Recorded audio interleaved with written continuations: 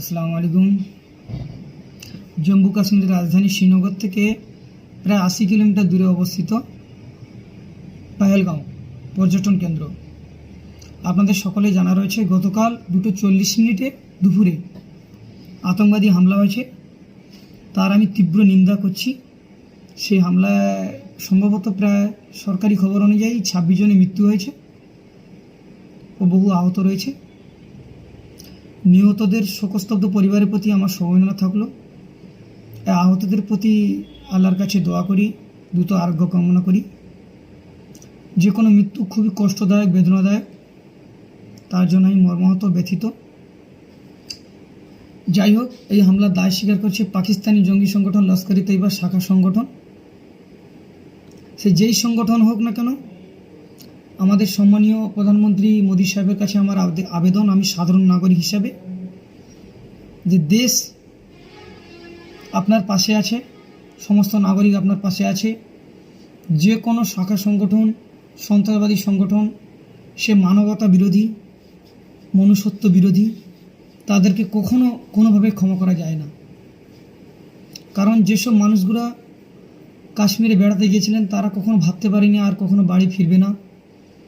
তাদের ছেলে মেয়ে, তাদের আত্মীয় স্বজন, তাদের পিতা মাতা কখনো ভাবতে পারেনি তারা স্বজনহারা হয়ে যাবে এইভাবে।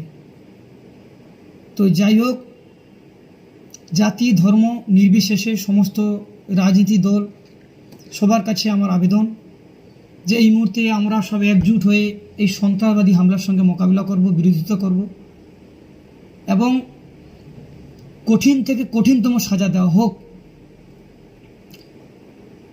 গতকাল থেকে কিছু কিছু মিডিয়ায় আলোচনা হচ্ছে যে যাদেরকে হত্যা করা হয়েছে তাদের নাম জিজ্ঞেস করে করে।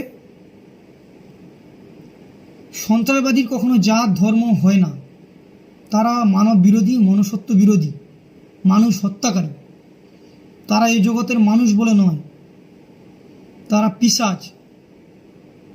যাই হোক, এরকম যদি কোনো ঘটনা হয়ে থাকে তাদেরকে ক্ষমা দেওয়া যায় না, খুব নিন্দনীয় এবং ঘৃণা। আমাদের একটাই পরিচয়, আমরা ভারতীয়। সে হিন্দু হোক, জৈন হোক, মুসলিম হোক, খ্রিস্টান হোক, মারাঠি হোক, গুজরাটি হোক, আমাদের একটাই পরিচয় থাকবে, সবাই ভারতীয়। আমরা যারা মারা গেছে তারা সবাই ভারতীয়, এটাই ভাবতে হবে, এটাই আমাদের মনে রাখতে হবে।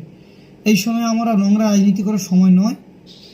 আমরা এই মুহূর্তে দেশের পাশে সমস্ত সংগঠন, সমস্ত নাগরিক এক হয়ে যে সংগঠনের দায় স্বীকার করছে তার বিরুদ্ধে আমরা সংগ্রাম করব, লড়াই করব। কারণ তারা বিভিন্ন সময় ভারতের ভূখণ্ডে ঢুকে সামাজিকতা, ভারতের সার্বভৌমত্বের উপর আঘাত, একতার উপর আঘাত আনবে। আমরা কত সহ্য করব? সহ্যের বাইরে হয়ে যাচ্ছে। তো এরা আমরা তীব্রভাবে প্রতিবাদ করতে হবে, আন্দোলন করতে হবে। জয় হিন্দ।